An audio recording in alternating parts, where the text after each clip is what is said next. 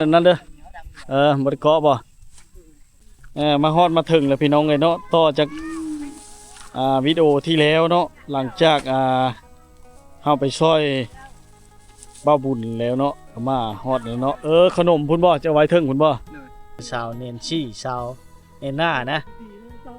อวยพรให้เพิ่นดูผมเจ็บอย่าให้ใดของใครอย่าให้มีเราทุกคนยากเรามาช่วยเหลือ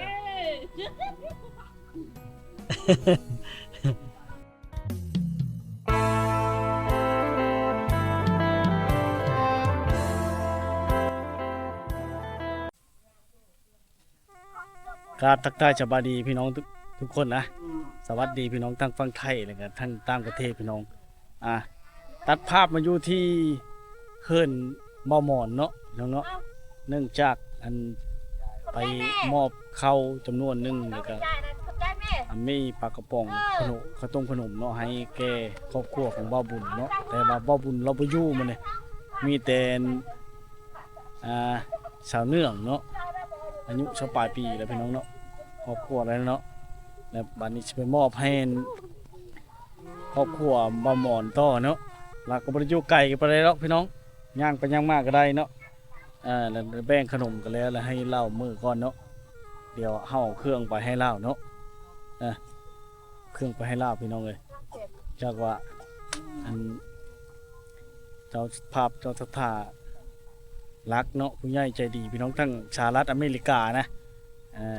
มอบเงินจำนวนหนึ่งมาให้ถึงเหลือแต่เงินก้อนเนาะเพราะว่านางกับช่างกับพระช่างกับไปมอบให้เขาไปนวดหมดแล้วเนาะแต่บัดนี้มันก็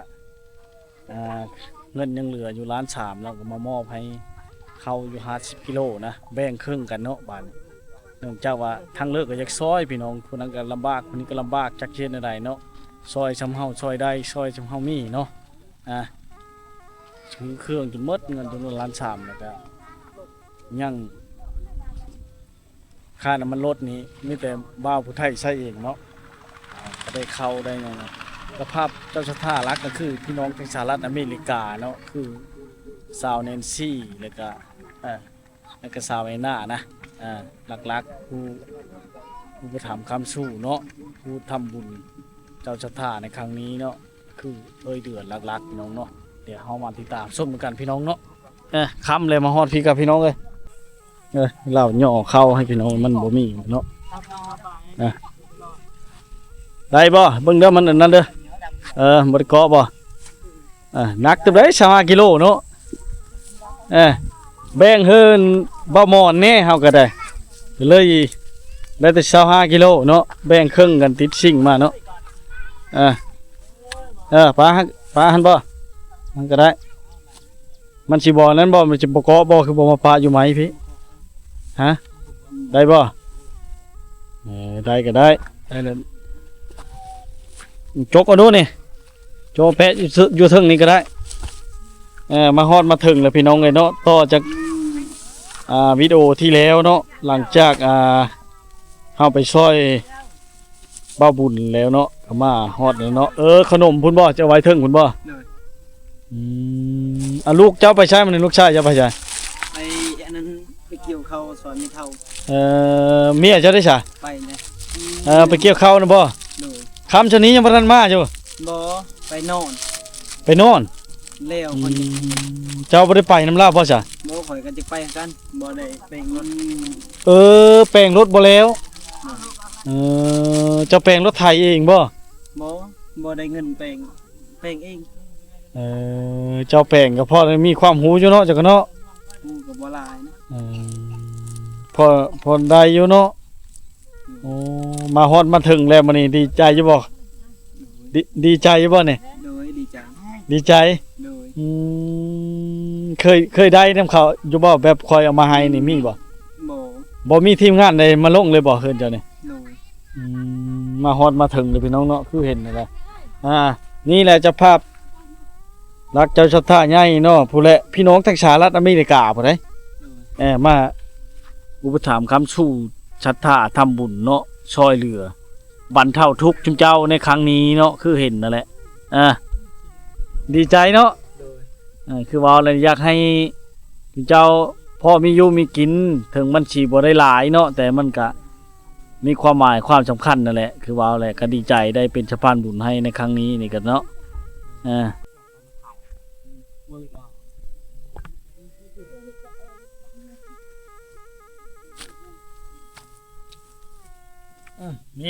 นี่แหละพี่น้องเอ้ยเนาะมาฮอดมาถึงเลยเมียเราก็ไปยินรับจ้างเกี่ยวข้าวบ่หรือไปช่วย ใช่ไม่เท่า ช่วยไม่เท่าไก่ที่พ่อหน้าน่ะย่างไปบ่ บ่ย่างเอาพ่อนั่นนอนบ่แล้วเกี่ยวเขาคนจังมือ เจ้าหลังคาปลาแปลงรถอันไทยหน้าแล้วเลยสิออกไปน้ำหลังมันค่าน้ำบ่มีรถฮะเนาะบ่มีเงินแปลงแล้วมางเองไปนำบ่แก้ไปในเมืองมันบ่มีเงินเนาะจะคิดได้เนาะพี่น้องเนาะมีเงินสิแปลงหน้ารถก็ได้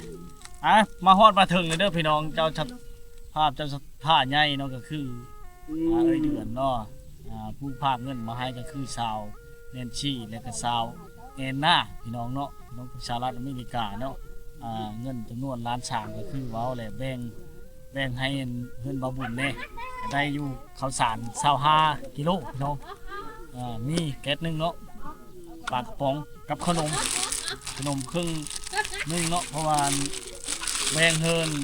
ครอบครัวบาบุญน้ำบ่เคยได้จักเธอเนาะดีใจป่ะ ดีใจอยู่ ดีใจเนาะอันนี้ก็ดีใจเนาะที่ได้เป็นสะพานบุญให้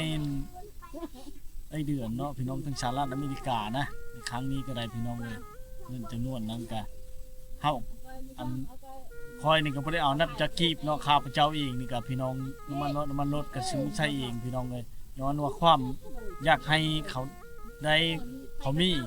เฮาก็ลำบากอยู่แต่เขาลำบากกว่าเฮาอีกพี่น้องเอ้ย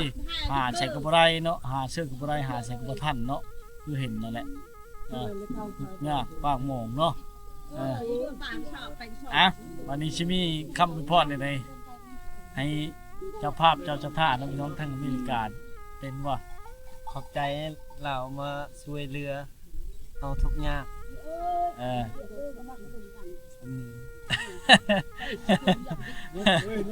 โอ้เห็นบ่เฮ้ยเจ้าสิมีคำอวยพรในไหนให้แก่เจ้าภาพเจ้าชัดท่าใหญ่เนาะพี่น้องทั้งอเมริกาก็คือไอ้เดือนแล้วก็ชาวเนนชี่ชาวเอน่านะอวยพรให้เพิ่นดูผมเจ็บอย่าให้ใดของใครอย่าให้มีเราทุกคนยากเรามาช่วยเรือ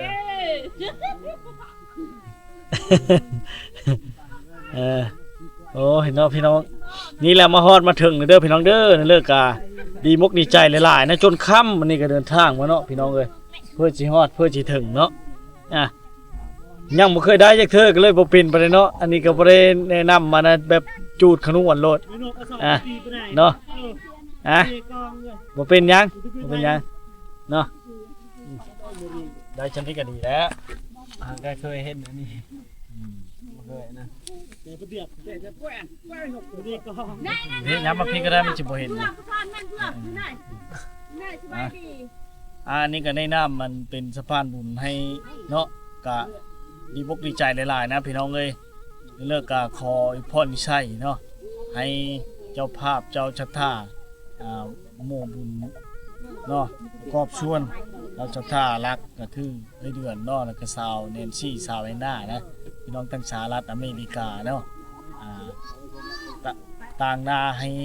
ผู้ที่ได้เครื่องได้ของพี่น้องเนาะก็ขอให้พ่อนิ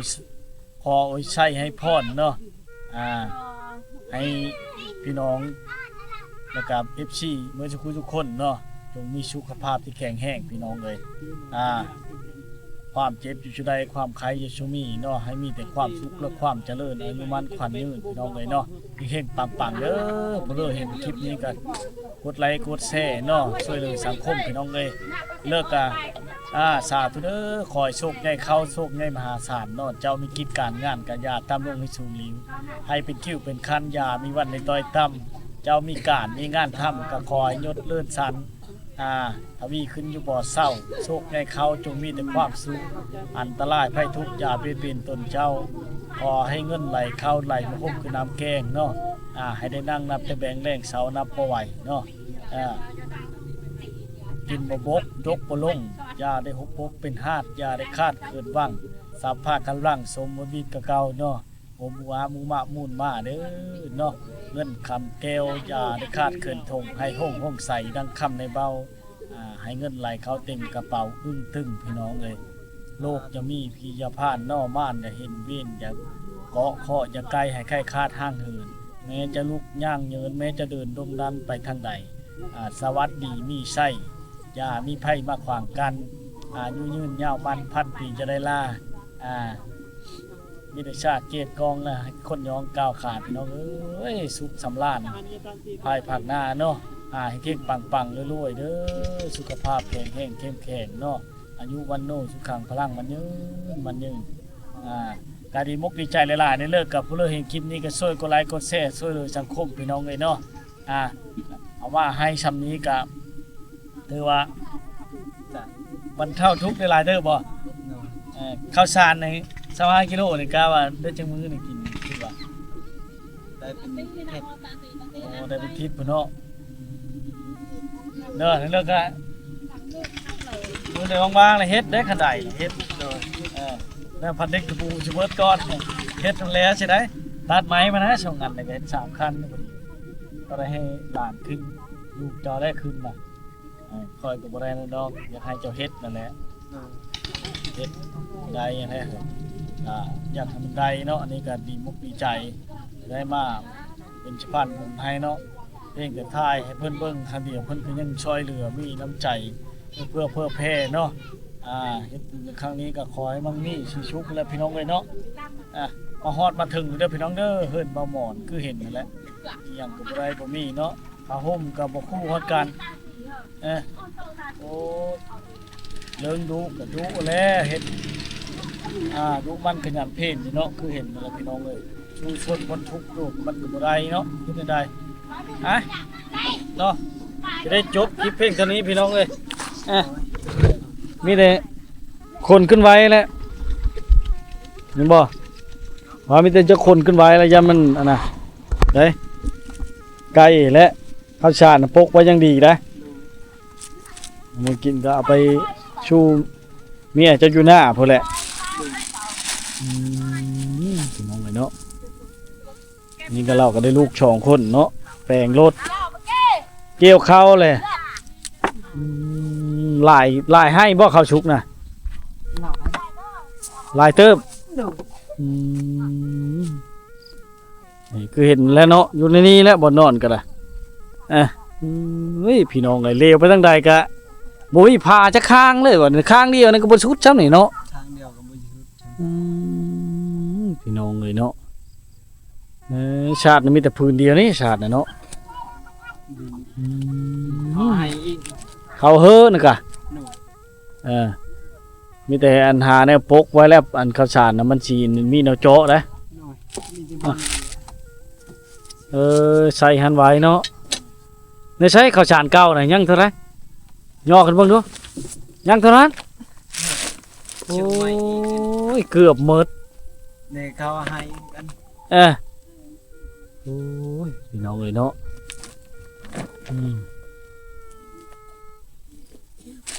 นี่แหละมีแต่เจ้ามีนไว้รถ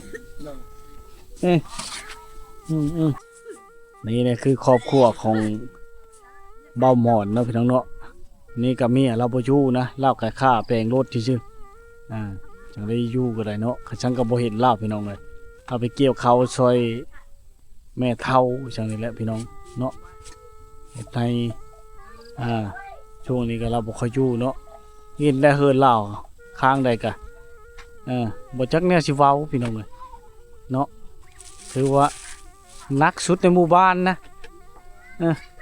สู้ชนบนทุกเนาะเรื่องหาอยู่หากินไผสิบ่อยากได้อยากมีพี่น้องเลย